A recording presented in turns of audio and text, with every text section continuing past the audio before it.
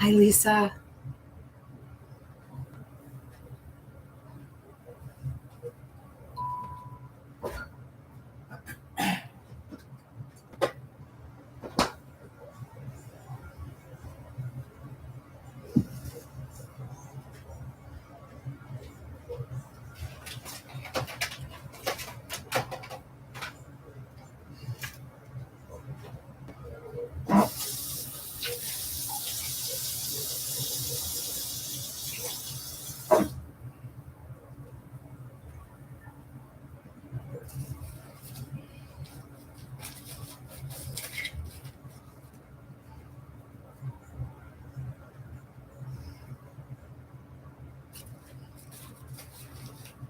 Be right there.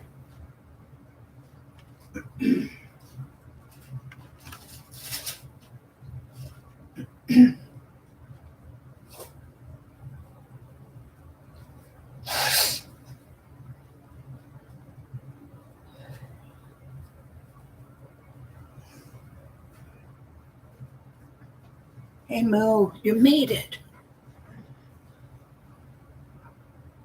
Oh, thank you, Lisa. Where's Miss Davita? Love you too, Lisa. Hi, Haley, Ryan, and Moo. Hi, Jackie. Jackie, I still have to send you that stuff. I didn't forget. No, don't worry. Davita asked me if I would read, so I said I would for a little bit. Oops, I'm on top chat. Hi, Laura Lynn.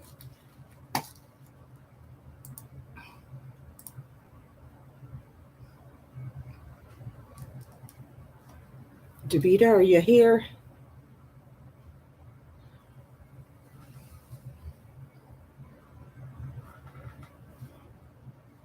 I'm going to light some candles.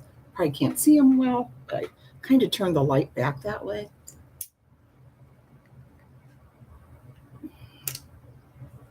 You can see it right under there. This one is the Guardian Angel. Or wait, no, Saint Anthony. I've always liked these kind of candles. They're so pretty, aren't they? I wonder if I find something to sit it on. Oh, come on, catch on. Oh, you're supposed to cut these wicks. This is a real little wick here.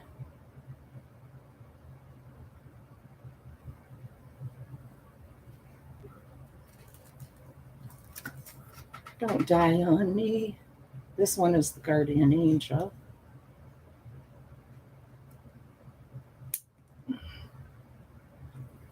Hi, Linda Gill.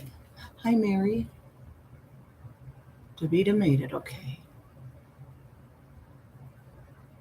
Laura Lynn. Yeah, Davita said she couldn't either. She has to work in the morning.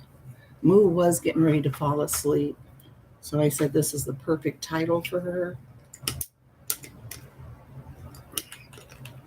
Just trying to get you guys all in the mood for Betty Bye.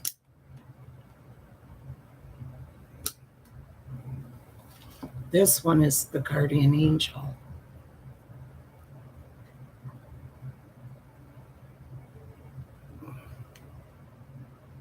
Find something to sit these on so you guys can see. Oh, and look what I now have. And I can put it on my necklace. Whoops. Hope you guys didn't see any address. And I did message Carolyn, but I think she's sleeping. I said, well, if you don't have enough, if you haven't fallen asleep, I can lull you to sleep.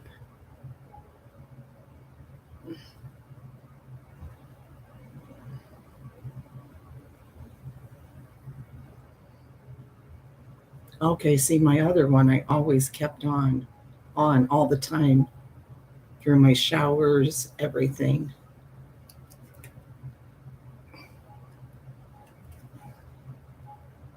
This is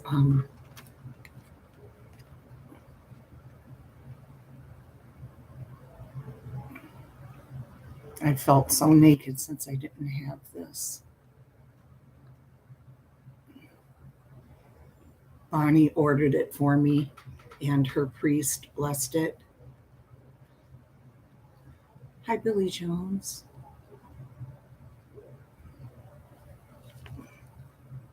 And it's Saint Peregrine.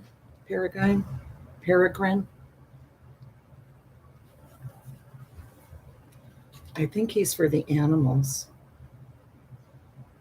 It's the one she gave me before. I always thought it was for animals. I could be wrong. St. Francis is for animals, isn't he? That's who I prayed for and brought Minnie back. Oh, and it has on the back, my other one didn't have it. It says, you like it, Davida? It says, pray for us. Yeah, St. Francis for animals. Remember, Lisa? I was so skeptical, and Bonnie said, just pray to him for Minnie. I did. Like within an hour, we had news that she was safe. This is so pretty. I'll finally feel not naked anymore. Because I don't think, well, I know I haven't had mine since I've known you guys. But I wore it every day. And I will be wearing it again. Okay, let me get something to sit these on. You guys can get in the mood. Turn it on like this.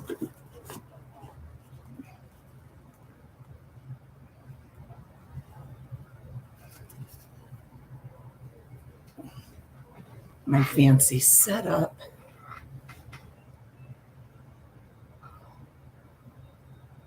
Okay, now we'll start to read. These are for all our loved ones.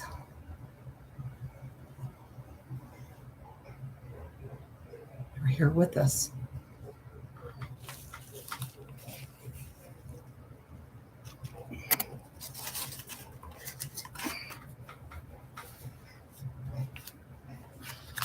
I can't get any exciting stories tonight because you guys are supposed to sleep.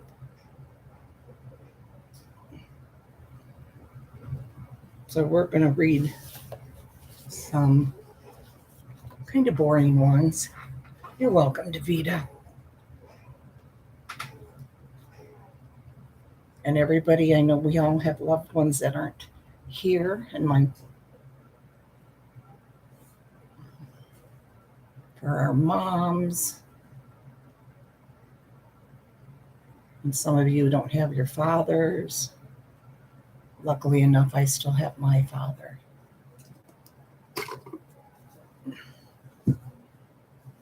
And anyone else. It goes without saying, who some of us are missing the very most.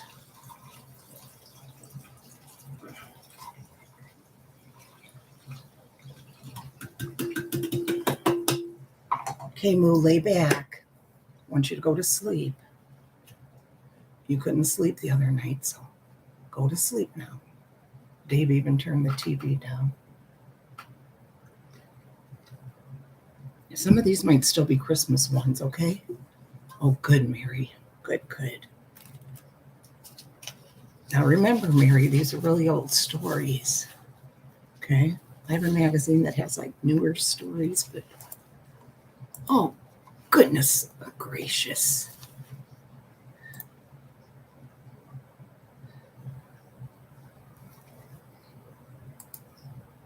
Are we still here? Sorry, guys, I pushed the wrong button. And I know it's a little blurry. Okay, like I said, some of these might be Christmas ones. An unexpected Christmas surprise. And look who's in it. Well, this picture anyway. Jimmy Stewart.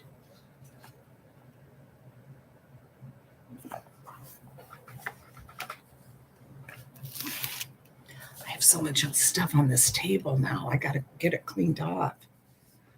feeling claustrophobic. This is by Charles Lue, L-U-E, Martel. December 23rd, 1942, was a cold, snowy day, as I remember. Going into town from the farm was something I looked forward to each month.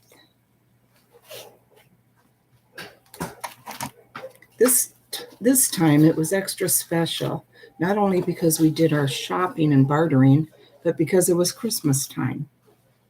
My mother was housekeeper, and I did the chores for Charles Fox, who owned a farm about 20 miles from Indiana, Pennsylvania, just outside a small community called Shalakta. Okay, good, Lisa H. You had a busy day too, it seemed like. I had found a couple of chicken nests away from the hen house and was permitted to collect the eggs to barter. We had come to town to shop, and we visited Greener's Bakery, the grocery store, and Woolworth's 5 and 10. We were nearly finished when we went into J.M. Stewart and Company hardware store, operated by Alexander Stewart. I wanted to buy a present for my mother and also get something for Mr. Fox. As we were shopping, a tall young man in the uniform of the Army Air Corps came into the store. He seemed to know the store quite well and went right over to the counter. There, rushing to greet him, with his face beaming, was his father, welcoming him with open arms. Oh, this is giving me chills. Mr. Stewart called to his wife, Bessie, to come out of the back room, and when she saw the tall soldier, she greeted him with tears of joy running down her face. After a few joyful minutes, the couple explained that this tall, handsome, young Air Corps officer was their son, and that he was Jimmy Stewart, the movie actor. He was home on leave for the holidays before returning to his base of assignment and then overseas. Jimmy greeted us and chatted with us for a while, then wished us happy holidays as we left for home. This was quite an overwhelming experience for a 12-year-old young man. I have cherished this experience for years and will for years to come. Isn't that cool?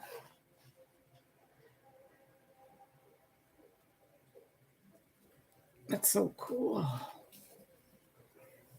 He was just an ordinary soldier kind of right then, wasn't he? For that moment. Wasn't too famous to come home to Ma and Pa at Christmas.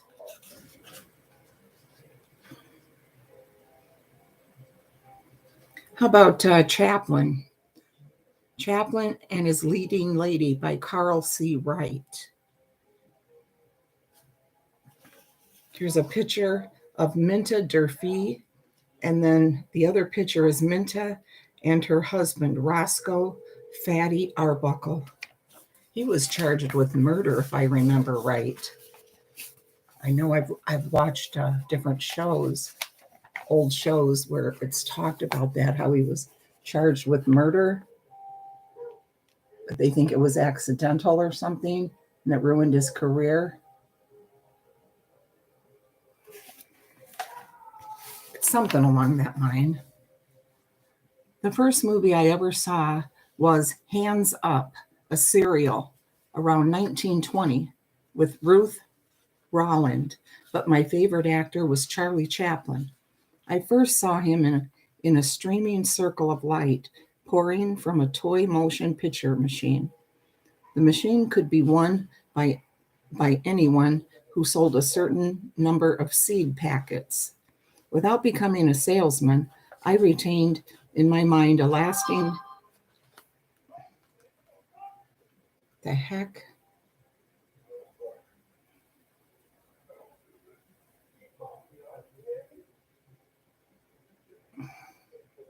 Netflix just showing what's coming out. Let's see. Without becoming a salesman, I retained in my mind a lasting image of the little tramp. However, through no fault of his own, he caused me to suffer a broken heart when I was still a boy. In the winter of 1918, that's over 100 years now, guys. Hi, Nana Patty. Scooter Chick and the Scooters. It sounds like a band, doesn't it? That's cute. I like that. Hope you're feeling better. I heard that you weren't feeling too well at the end of the show tonight or this afternoon.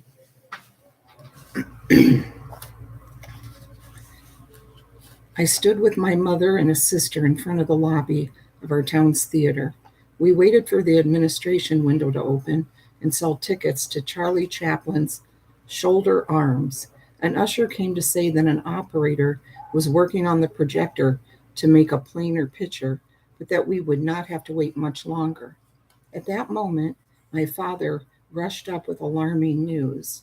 A cold rain was about to fall, and we would have to start home at once, for the Maxwell would get stuck on muddy roads. I recovered from that misfortune and saw the film sometime later. In fact, I saw a lot of Charlie Chaplin up to The Great Dictator in 1940. Yet no other movie gave me a greater pleasure than a Chaplin Keystone comedy, The New Janitor, which included only one woman, Minta Durfee, played the part of a pretty stenographer who rang for help when a robber broke into the company's safe. Charlie, the janitor, was a brainless boob who dropped a bucket of paint on the boss. As he left after being fired, he heard the typist ringing for help. He returned, saved her, and caught the robber. I had hoped to see Charlie in person since he campaigned for the sale of U.S. war bonds during World War I. Surely he would come to our town. That childish dream never materialized. But years later, I experienced the next best thing, meeting his leading lady, Minta Durfee. That occurred one evening while sitting with the charming lady and hearing stories concerning show business and show people. In 1947, our local bank had opened a women's services department, highlighted by a visiting actress. While my wife and I listened to her film clips of the Keystone movies were shown. She reviewed her life with Roscoe, Fatty Arbuckle, her husband, with whom she made pictures. We heard about Charlie's first film, Making a Living, 1914, in which she had a part in. In it, Charles plays a gone-to-seed Englishman of high fashion with drooping mustache and monocle. Minta had no part in Kid Auto Races, in which Charlie almost completed the famous costume he would wear in pictures for a long time. But Minta Durfee had parts in 10 of the 1914 films. This famous actress was born in L.A. in 1897 and became a chorus girl at age 17. Divorced in 1925, she appeared in cameo roles. She had bit parts in How Green Was My Valley, It's a Mad, Mad, Mad, Mad World, and The Unsinkable Molly Brown. She died in 1975. Minta not only brought back memories of happy days, but also helped keep alive memories of a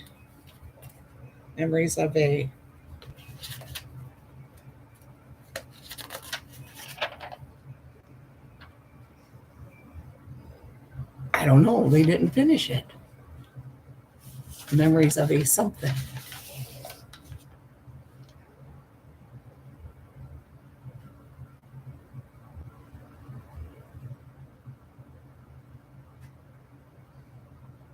Okay, another Christmas story. You guys don't mind some Christmas stories, right? Hi, Vinny G. This chick needs 2 scooters at once. What does that mean? I have two of them, but I don't ride both of them at one time. You're not insulting me, are you? I mean, I do have a fabulous figure.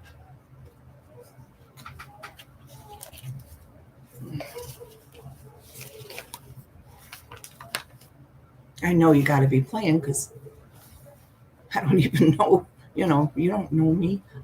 I know who you are, though. I've heard you around the YouTube streets. Did she, Lisa?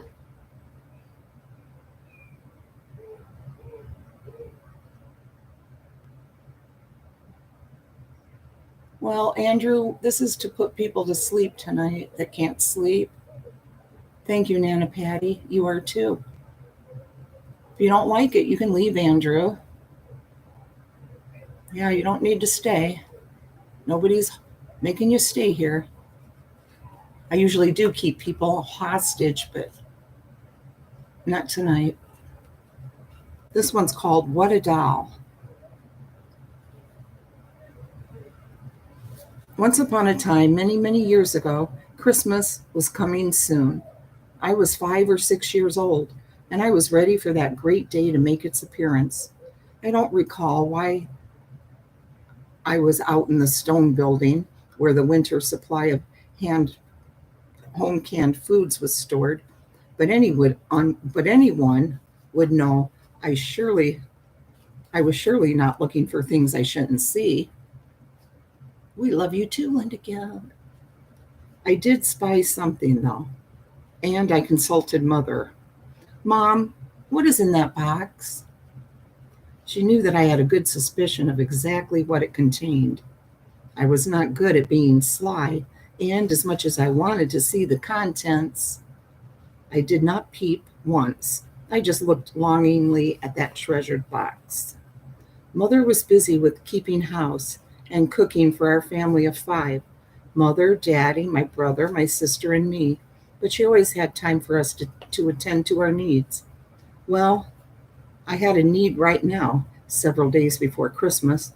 I just had. Hi, good morning, Linda Fisher. I just had to see a little portion of that thing in the box, and I was sure it had to be a doll. If I show you the feet, will you leave me alone? Oh, yes, please, just show me the feet, I promised. My, those precious little doll feet in white socks and white patent leather shoes, at least it looked like leather to me, were the prettiest feet I had ever seen in my whole life. I had a real longing to see its legs. And you don't blame me, do you? I walked up to Mother, who was very busy, I'm sure, and tenderly looked up with my blue eyes into her loving, bluest of blue eyes. I asked, may I see just a little more of the doll? Just the legs? But she refrained from showing me. She tried to explain how it wouldn't be a surprise and would spoil a part of my Christmas if I saw the doll now. After I considered her argument, it didn't satisfy me in the least. I am wondering now, when I first heard that Santa might be Mom and Dad, do you think it was my older brother, sister, or my cousins who began to spread the news?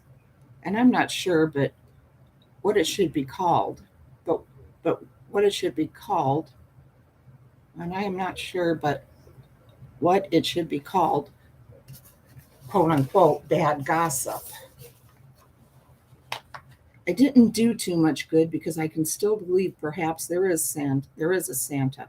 Just maybe. Could there be? Here's the little girl before I finish the story. It says here I'm pictured with my Christmas doll about 1930. Is it, Linda? Getting a lot of wind.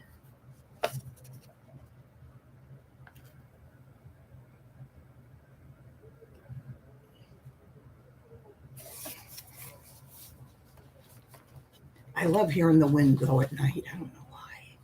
I really do. I'm weird though. I love blizzards. I love all of that. I love extreme weather. As long as nobody gets hurt.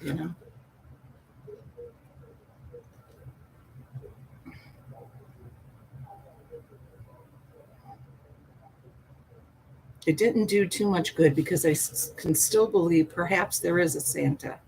Just maybe. Could there be? Soon, very soon, I confronted Mother again, and this time she said, "If you don't leave me alone, I'll show the whole thing to you." No, no, I don't want you to do that, I protested. Just the legs. She did, and I shall never forget how large they looked, just like the little pink legs of a precious baby. I could always imagine and play that I was holding the baby in my arms, pretending it was my real baby. How I longed to do that then. My head was spinning to think what the remainder of that doll looked like. I pondered over this for a day, perhaps only a few hours. Then I asked to see a little more, then a little more, and Mom, please, just a little more. Once again, she threatened to show all of it, which I firmly refused. Although she showed me the soft cloth stuffed body, how sweet it was, dressed in a lovely snow white dress, white slip, and, would you know, pink rubber bloomers.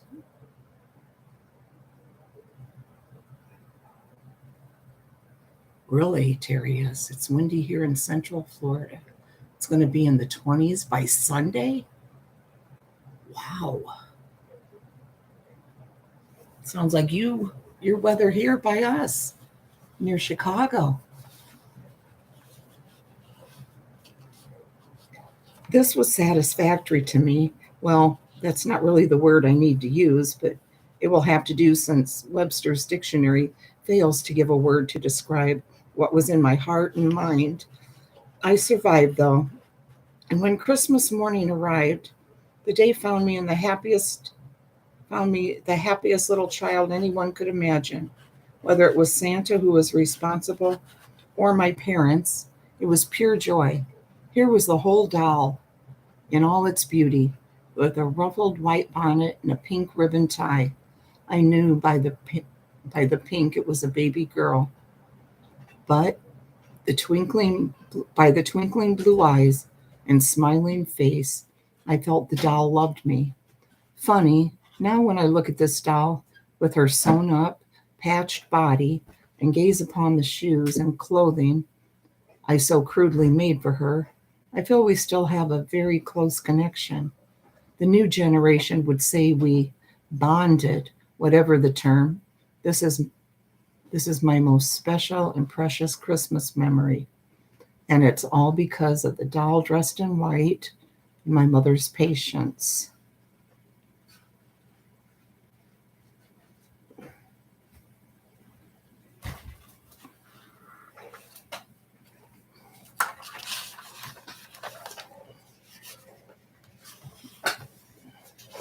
New World Troll Order.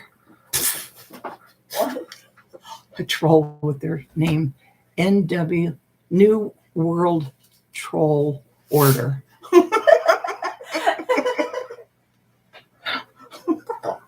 That's a cute name. Hi, Jamie Forgety.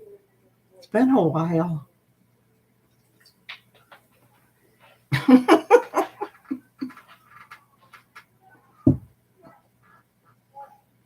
We get a piece of my gum, my nicotine gum.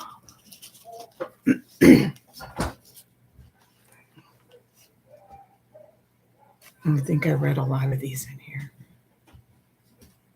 Hello.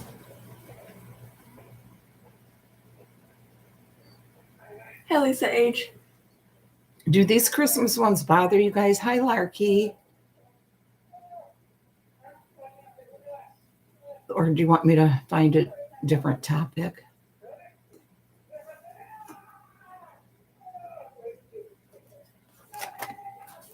I'll go with this. I thought I marked this.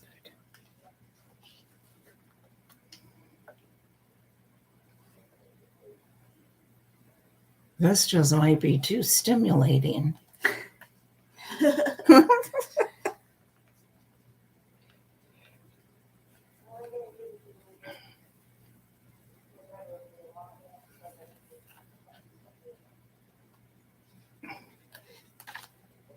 Are you still here, Davida? Why do you have to do that all the time? I think the cats are attacking each other. Hello, Maritza Robles. You want to hold the pictures up? Wait.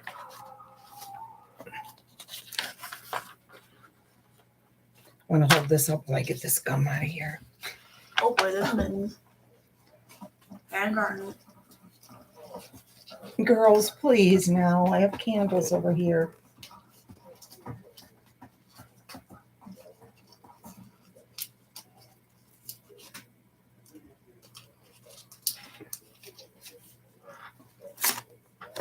Thank you. Mm-hmm. Don't hit the candle. Trying not to.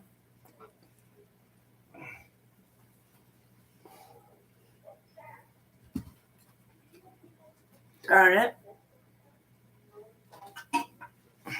The 11th hour of the 11th day of the 11th month in 1918 was when an armistice or ceasefire was declared between Germany and the Allies of Garnet, World leave her War alone. I. Garnet, please leave Mittens alone. We don't need the candles falling over. Or cats. She's trying to rest.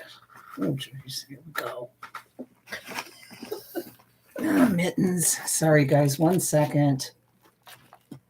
Try not to have the house burn down. Right, Lisa H. He would. He would enjoy the sexy story. Thank you, Maritza Robles. Happy birthday, Linda Geld. Who has birthday? Linda Geld. I don't even see that. Where are you seeing it? What? It doesn't say that. It just says, hey, beautiful. Oh, I thought it said happy birthday. Hi, Kathy. If anybody's wondering, these are for our loved ones that are here with us. Guardian Angel and St. Anthony.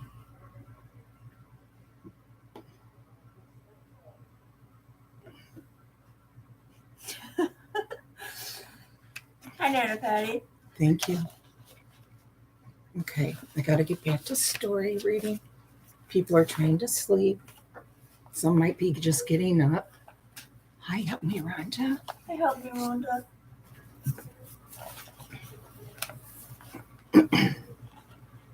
Although the Treaty of Versailles wasn't signed until June 28th of the following year, Americans considered November 11th the end of the Great War. By 1938, Armistice Day was a federal holiday. The scene in this photo, shared by Louis Hilker Hi, Larky. of Fenton, Missouri, is reminiscent of the Armistice Day celebration held in towns across the country during the 20s and 30s. The picture originally belonged to Louis's wife's late aunt. They just touched noses. So cute when they do that. Okay. Garnet, There's a Garnet, cat head. Oh no. it'll be okay. Citizens proudly waved Old Glory, and marching bands played patriotic tunes. People lined the streets and followed the festivities to the local park or fairgrounds, where celebration continued with public speakers and picnics. Often all the activities came to a halt at 11 a.m. for a moment of silence. In the decades that followed, there would be more wars and more ceasefires. So, in 1954, November 11th became Veterans Day to honor all American servicemen and women.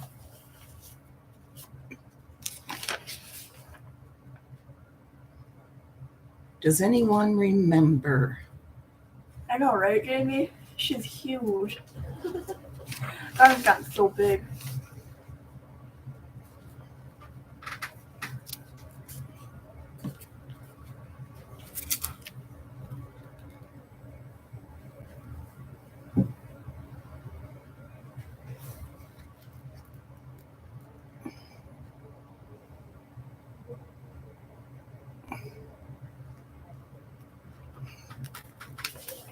I still can't believe like Arden's gonna be a year old in a couple of months. Well, June. Yeah. In a few months, sorry.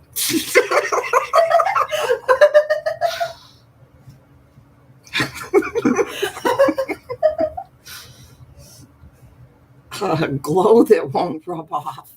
Really, mittens, will you please get comfy?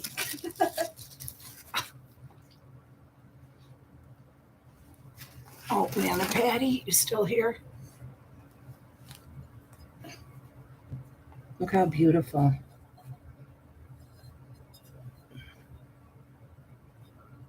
Gorgeous, and it's a real nice weight.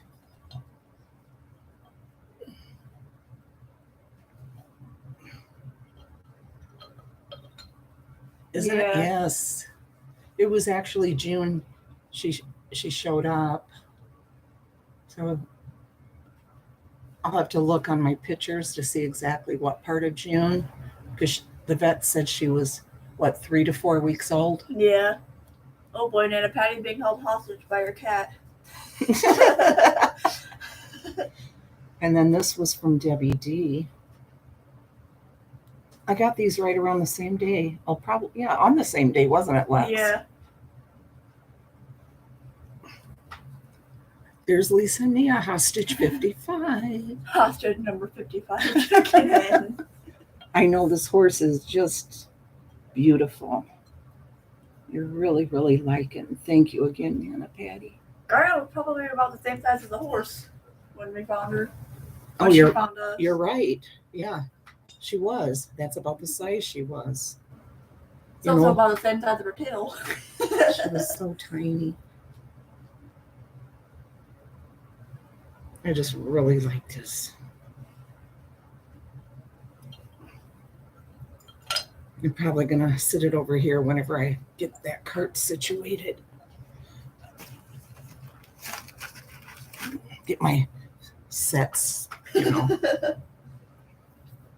my stage. Gotta get the cupboard decorated more. Some pictures on the wall over here. Exactly. Okay, glow that won't rub off. In the early 1960s, you could buy artificial tanning solution called Miss Mantan. Miss Mantan. Mantan. It was a moisturizing foundation that was supposed to make your skin look as if you'd been out in the sun and acquired, as the advertising put it, a glow that won't rub off. Excuse me. As a young teen, my mom wanted to impress a boy she liked, so she picked some up at a drugstore. When she got home, she smeared it on her arms and legs. Sometime later, Mom discovered to her horror that the tanning solution had dried unevenly. Streaks of orange went up and down her lily-white skin.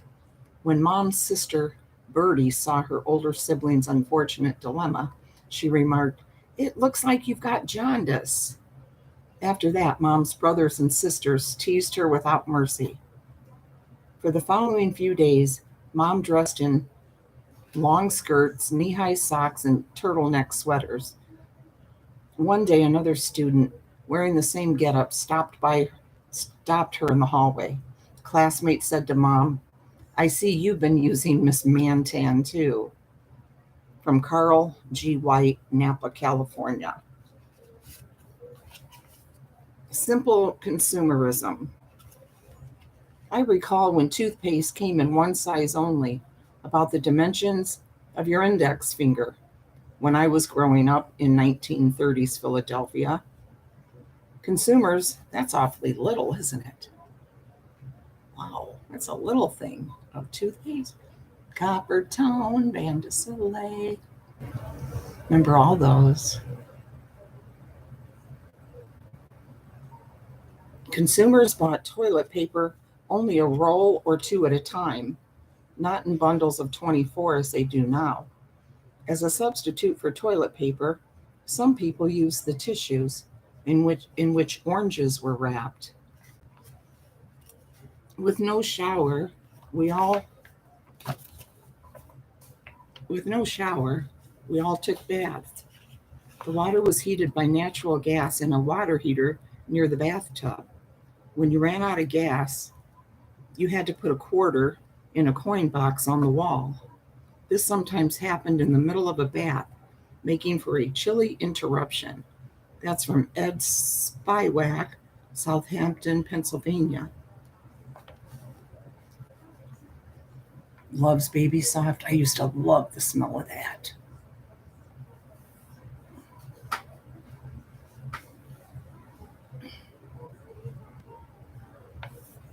Sorry, Linda.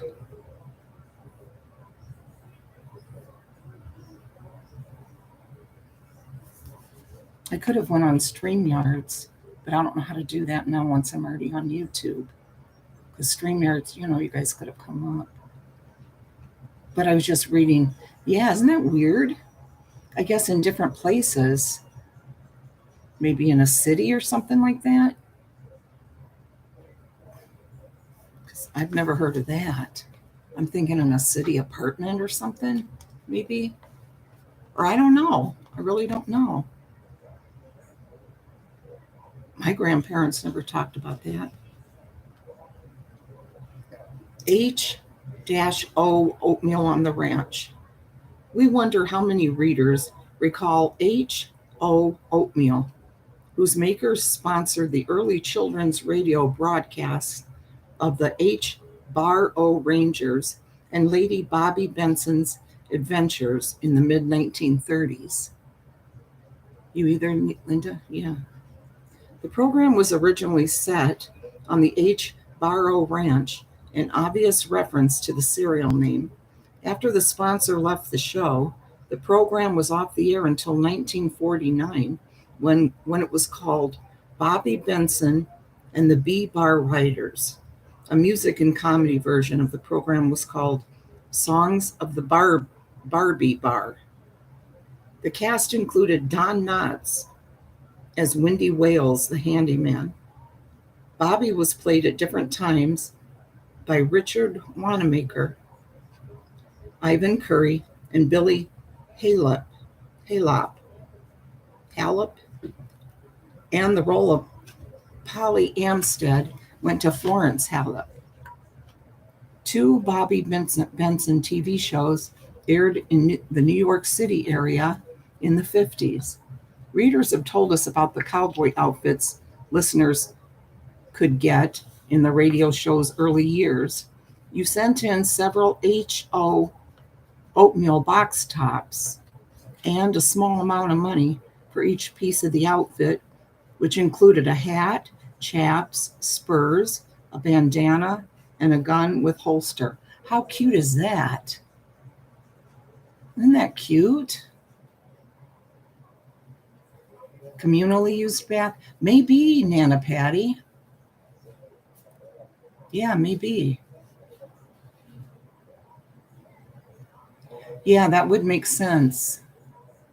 Yeah, like the laundry part of an apartment. Did any of you guys remember hearing from your family or anything about H-O oatmeal?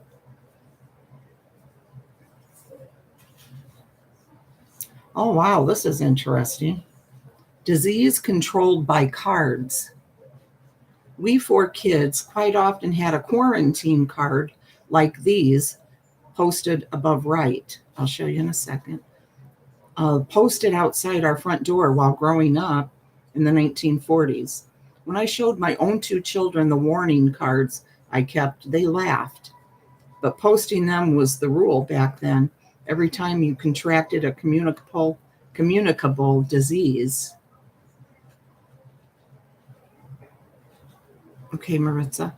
About 35 or 40 years ago, our town's Board of Health moved from the health officer's home to the township offices, and I was the secretary who set up the new office. I couldn't bear to throw out the stash of memorabilia, which shows how far we've come in the field of public health. Note the illnesses of concern on the report of communicable diseases card below. Maybe we haven't come all that far after all, because there are so many new diseases to conquer.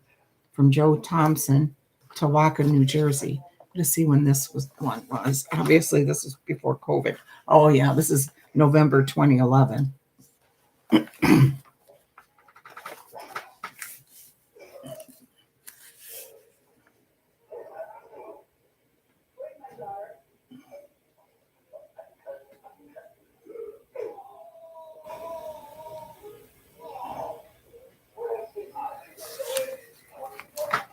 Dave's TV is getting louder.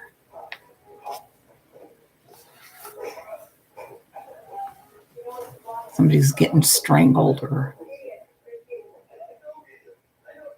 beat up again.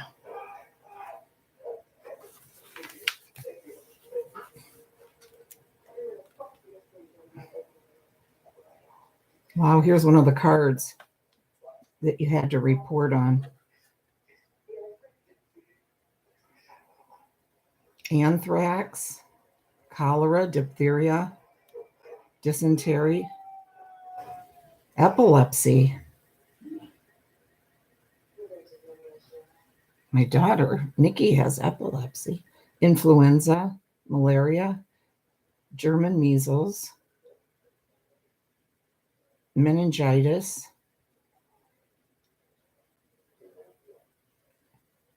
there was a couple more words there, but I can't see them very well.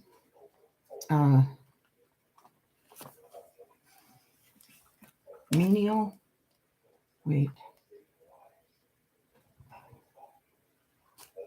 mental disorder,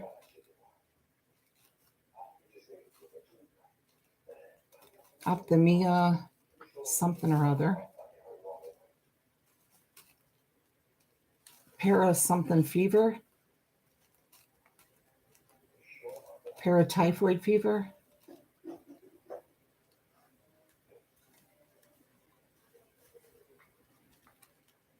plague,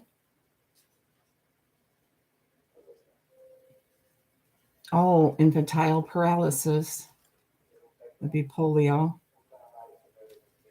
rabies, scarlet fever, smallpox, TB, all forms,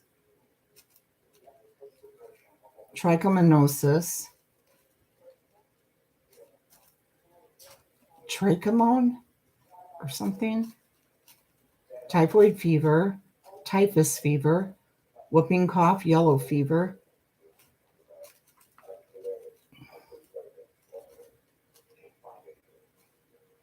undulant fever, I can't make it out. Yeah. Strep, Rocky Mountain spotted fever. Can they make this small? And a few other things. Dog bites, owner of the dog and address. Then, of course, name and age of the patient, where they go to school or their business. Sickness began on such and such date. And if it's being treated at hospital, name it.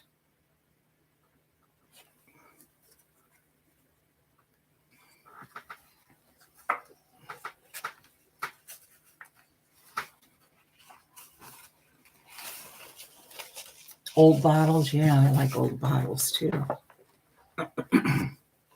Here's the suds with Super Dew.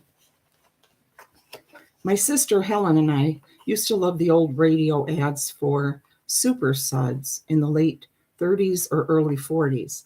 If you asked her to sing it, Helen would happily break into the jingle. Super Suds, lots of suds with super suds. Richer, longer lasting too. They're the suds with Super Dew. And of course, Helen could tell you the rhythm that led up to that, could tell you the rhyme that led up to that little ditty. Perhaps Mother wasn't as impressed with the ads as we were, since we can't recall her ever buying Super Suds. From Bonnie Swift, Fortuna, California.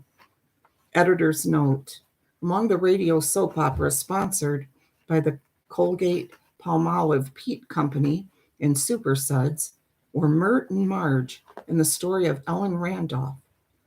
The product had a number of slogans over the years, but two of our favorites are Floods o' Suds for dishes and duds, and for washing clothes, hospital clean.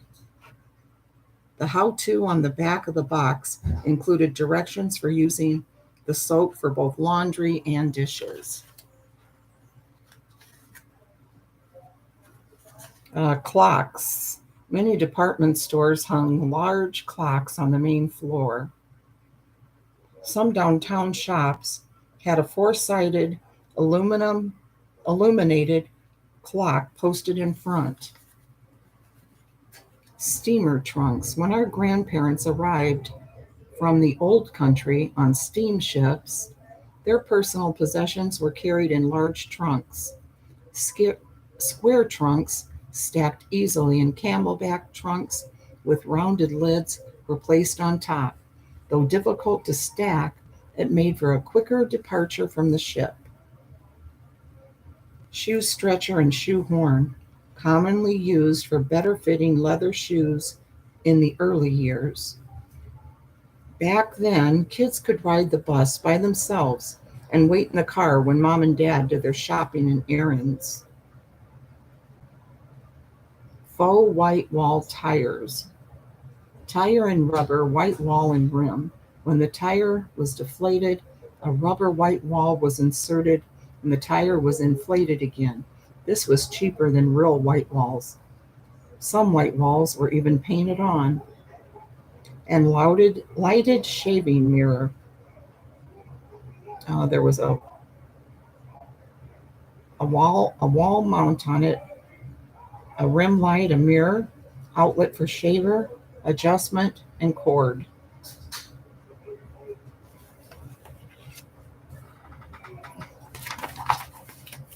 Going to bed, Nana Patty? Getting sleepy now?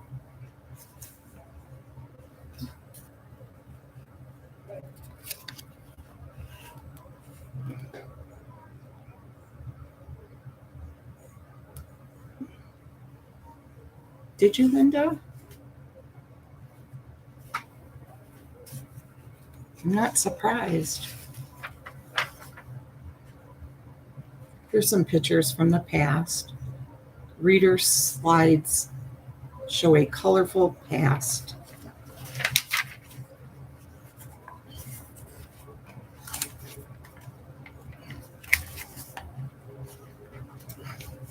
It's been an hour. It's almost an hour. I'm going to quit in an hour because I'm starting to get tired myself.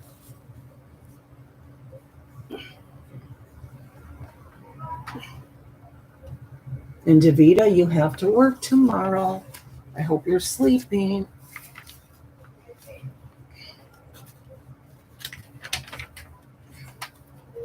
There's more pictures. I'll show them another time.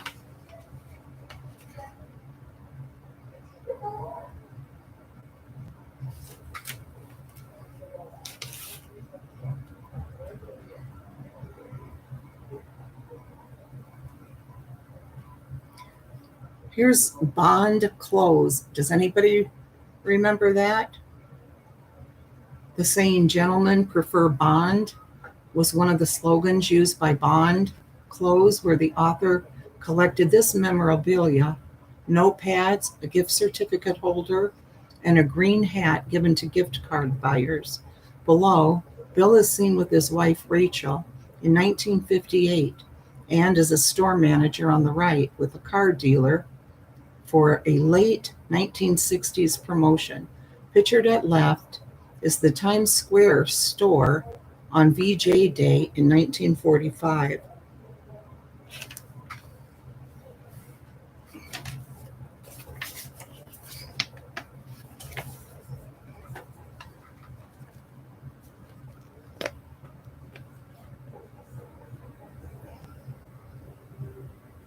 Oh, you're getting your new countertops tomorrow? That's exciting, Nana Patty.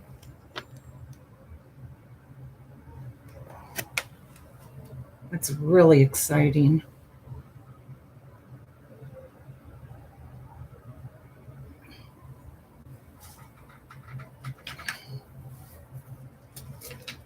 Okay, let's see what he has to say. Good old Bill. Or I think his name was Bill. Bill. It's called First Real Job Was a Gamble, but Made for a Lasting Bond. Oh, yeah, I would be too, Nana Patty. I'd be thrilled. It's going to be hard to sleep, probably. I was bored with school and needed to work full time if I wanted to get ahead in the world. Then, in February 1952, I noticed an ad in the New York News for Bond clothes on Fordham Road in the Bronx. Do you guys think that's still there? They needed a full-time stock boy, so I showed up the very next morning at 8:30 sharp. The store wasn't open for business yet, but I saw people going in through the front door. So I went in and looked around for someone. A man was sitting on the steps leading to the mezzanine, reading the daily racing sheet. He looked up and asked me what I wanted. Taking the ad out of my back pocket, I told him I was looking for the stock boy job. Are you a Yankee fan or a Dodger fan? He asked. When I told him I rooted for the Yankees, the man hollered, Hey, Stan, the kid's a Yankee fan. Give him the job. That's cute. And that's how I started working for Bond Clothes. Besides my regular duties as a stock boy, I also had to place bets by phone. I was now working for a group of gamblers. Those were the days of bookies and bagmen. At a certain time every day, I called a phone number, which changed each day, and gave a series of numbers to the person who answered. Then he gave me a series of numbers back. If everything was okay, I read the list of names, bets, tracks, horses, or games. Get a little drink here. In my legitimate job, I unloaded trucks, opened merchandise, and helped the sales staff whenever I was needed.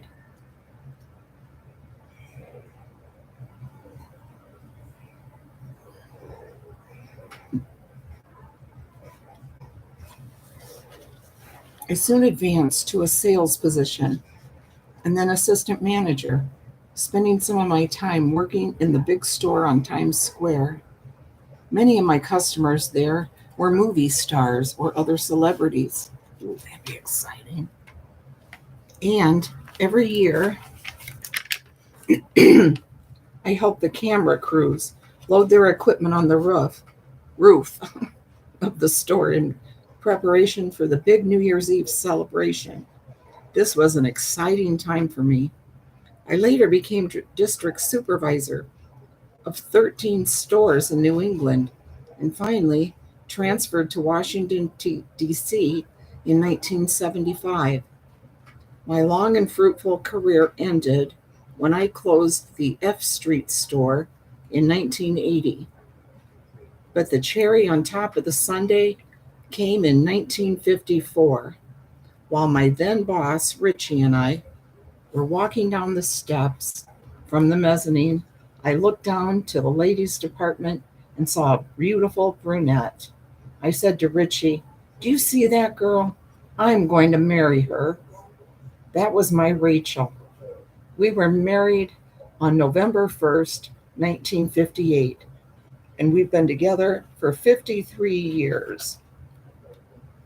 By Bill Batchteller, Bowie, Maryland. That's cute, isn't it? I hope everybody's falling asleep. If you're in a time zone where it's morning, I hope you have a great day. And enjoy whatever you do. And that you'll be safe, your family will be safe, everybody you love will be safe.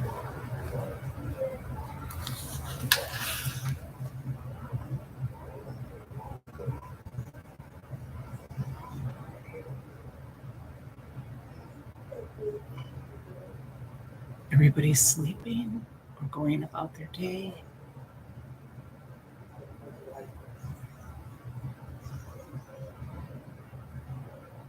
It's been 1 hour. Thank you for being here, Tracy B. Thank you, everybody. I'll let you guys go, and tomorrow's another day. Or it's already a day, wherever you are. I'm going to quit while I'm ahead. Love you guys. Take care, and thank you for coming.